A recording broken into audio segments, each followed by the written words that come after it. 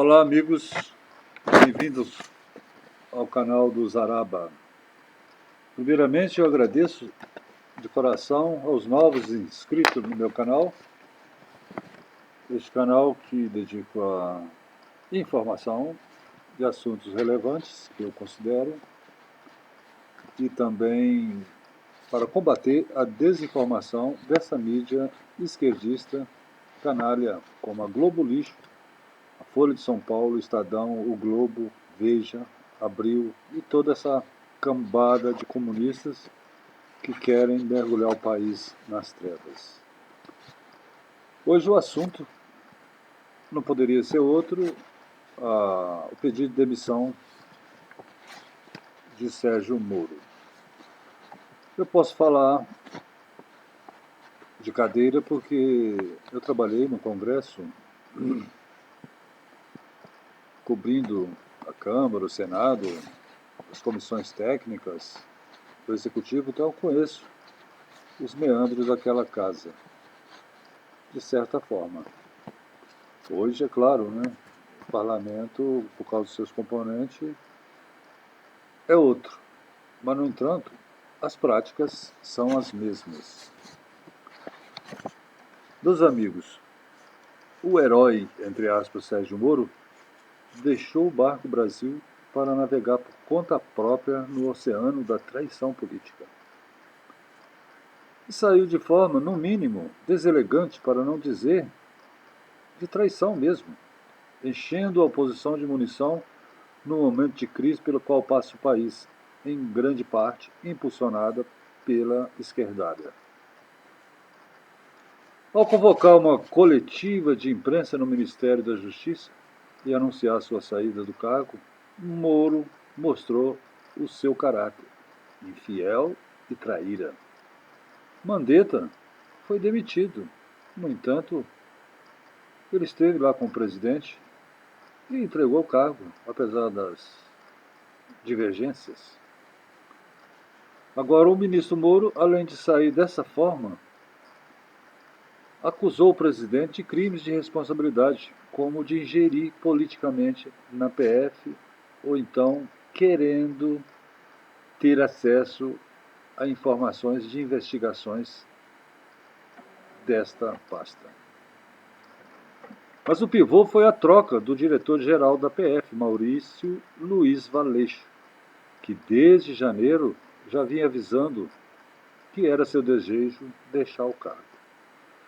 Moro disse que ontem procurou o presidente e esse sentiu na troca de comando da corporação. Moro disse: não tenho nenhum problema em trocar o diretor da PF, mas preciso de uma causa, de um erro grave, disse ele. Citou ainda que o presidente queria a exoneração de Valeixo por causa de inquéritos no STF. Ora, nomeação do cargo de diretor do Departamento de Polícia Federal é de exclusiva competência do presidente da República. Ele não precisa de autorização de subordinados para fazê-lo. E Moro disse ainda que tenho que preservar minha biografia e, acima de tudo, o compromisso com o presidente da República, que seríamos firmes no combate à corrupção e autonomia da PF contra interferência política. Aliás, preservação de biografia ele repetiu mais 2 vezes na sua entrevista coletiva. Importante observar que a extrema imprensa já noticiara a demissão de Valeixo na véspera e que também Moro igualmente deixaria o governo. Até ontem à noite, os parlamentares da base do governo não tinham essa informação e asseguravam que era mais uma fake news da mídia. Quem foi a fonte de tais informações que derrubaram a Bolsa de Valores e permitiu muita gente ganhar dinheiro com especulação? Não é pergunta fácil de responder. Do gabinete do próprio ex-ministro Sérgio Moro, seus assessores. Lembrando que uma das principais mídias que combate, que ataca o governo Bolsonaro é o antagonista, cujo dono é Empíricos, que atua no mercado financeiro. Essa situação deveria ser investigada pela Polícia Federal, porque supõe que seja crime interferir no mercado. com informações falsas. Vocês conhecem aquela velha história do pastor que, quando anoitecia, gritava: "Ao lobo! O lobo!" e acordava todos os demais que não encontravam o tal lobo. E isso repetiu várias vezes, até que um dia o lobo realmente apareceu. E o mentiroso botou a boca no trombone. Mas dessa vez ninguém acordou. E o lobo devorou as ovelhas. Assim foi a imprensa, nesse caso do Moro. De tanta mentira que divulga diariamente, ninguém põe fé em nenhuma. Entretanto, o lobo dessa vez se mostrou nessa coletiva às 11 horas, com toda a voracidade.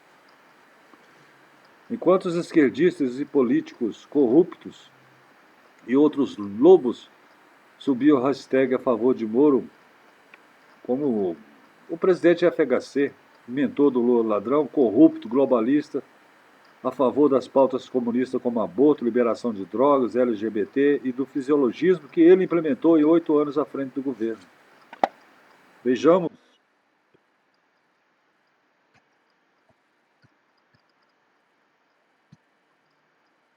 Twitter, do Fernando Henrique Cardoso. É hora de falar. O presidente da República está cavando sua fossa. Que renuncie antes de ser renunciado. Poupe-nos. Poupe-nos de, além do coronavírus, temos um longo processo de impeachment. Que assuma logo o vice para voltarmos ao foco, a saúde e o emprego. Menos instabilidade, mais ação pelo Brasil. Esse canalha, sócio de Jorge Soros. E aqui nós temos também outro.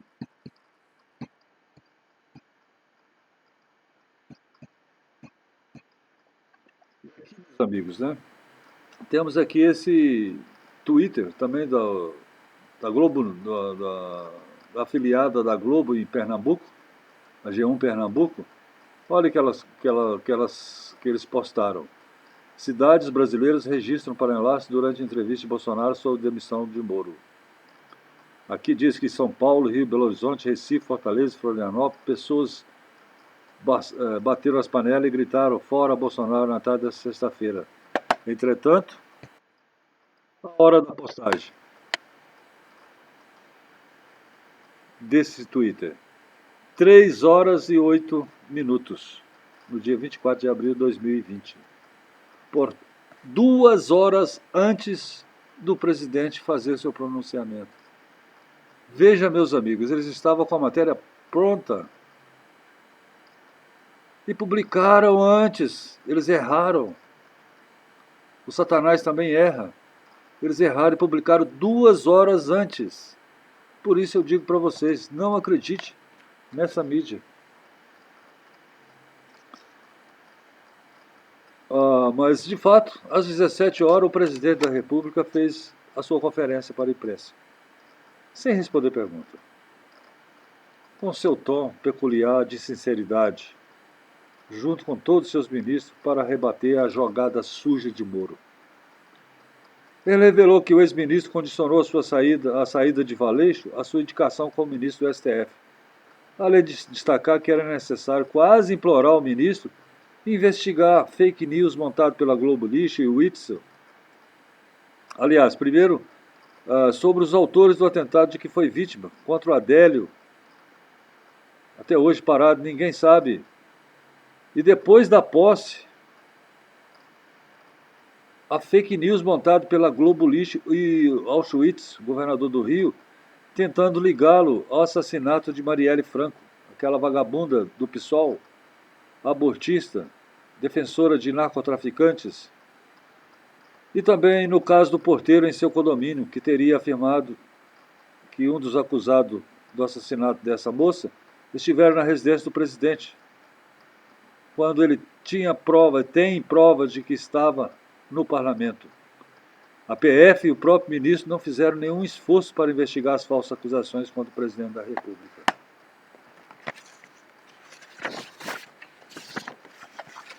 Então, outras divergências, né, também marcaram a relação de Moro com o governo, já que ele nunca foi um conservador.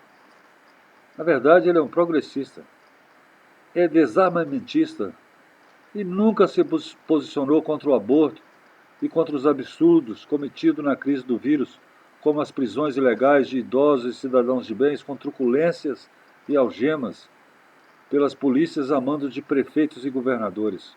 Em outras palavras, Moro fazia corpo mole para assumir as pautas do governo, as promessas de campanha de Bolsonaro. Moro, nessa relação, mostrou total falta de lealdade e respeito, porque usou de chantagem para atender suas ambições pessoais, mesmo porque a nomeação e exoneração do primeiro e segundo escalão é prerrogativa do presidente da República, por lei, que não precisa de nenhuma autorização para fazê-lo. Diz o Bolsonaro, o senhor Moro tem a sua biografia a zelar, mas eu tenho um Brasil a zelar. Reafirmando o seu compromisso com o povo brasileiro. Eu recomendo, meus amigos, que vocês ouçam o pronunciamento do presidente Bolsonaro e comparem-o com o de Moro.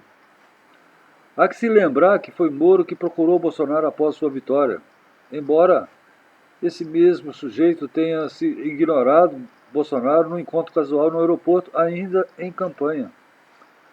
Hoje, em café compartilhado com o parlamentar de sua base, Bolsonaro os avisou, sem citar nome, de que hoje vocês saberão quem não me quer sentado na cadeira da presidência. Não é nenhum congressista, não é do judiciário, nenhuma dessas esferas. A traição aconteceu, né, e ela foi revelada. Mas a traição acontece entre aqueles que firmam pactos de lealdade, como num casamento, entre amigos, entre parceiros. Bolsonaro recebeu mais uma facada, dessa vez pelas costas. E Bolsonaro reclamou: a confiança é uma via de mão dupla. E Moro, há muito, já tinha deixado de tê-la. O impacto da decisão de Moro, que já vinha sendo cozinhado há muitos meses, vai ser explorado efusivamente pela imprensa esquerdista, principalmente agora nesse fim de semana, porque elas vão escrever diretamente para os parlamentares. Mas o mais grave é que Moro dá munição aos oposicionistas, que querem derrubar o presidente desde a sua vitória, a todo custo. Moro abandona o povo brasileiro e passa para o lado dos inimigos. Moro, por vaidade, alimentada por sua popularidade que ganhou como juiz da Lava Jato, mira ambições pessoais numa seara que lhe é deveras hostil, que é a política. Desconhecida, diria. Como uma possível candidatura à presidência da República, que é o que lhe resta agora, alinhado a partidos do Centrão, ou quem sabe, né, do PSDB, que é um partido comunista. Mas com certeza, se tem uma coisa que o povo não perdoa, principalmente os eleitores, é a traição. E ele provará do veneno que lançou aos quatro ventos. Hoje mesmo, o Procurador-Geral da República, o Aras, diante das acusações graves de Moro, já interpelou judicialmente, vai ter que explicar isso no STF. Tomara. E eu posso dizer também, nesse caso, avaliando, que a decisão do Moro foi premeditada para causar o maior estrago possível no governo. Tomou essa decisão justamente no momento de crise sanitária impulsionada pela esquerda, e justamente quando Maia e Alcolumbre já estavam com o pé na cova. A sua ação dá fôlego a esses bandidos. E, além disso, tenta dividir e tirar o foco dos eleitores de Bolsonaro contra os inimigos do Brasil. Agora também outra situação que o pastor Marcos Feliciano levantou no discurso de Moro é que ele falou que desde agosto o presidente insistia em interferir na PF. E ele diz: ora, se Moro sabia disso, de um suposto crime, por que ele não tomou as medidas cabíveis, nesse caso.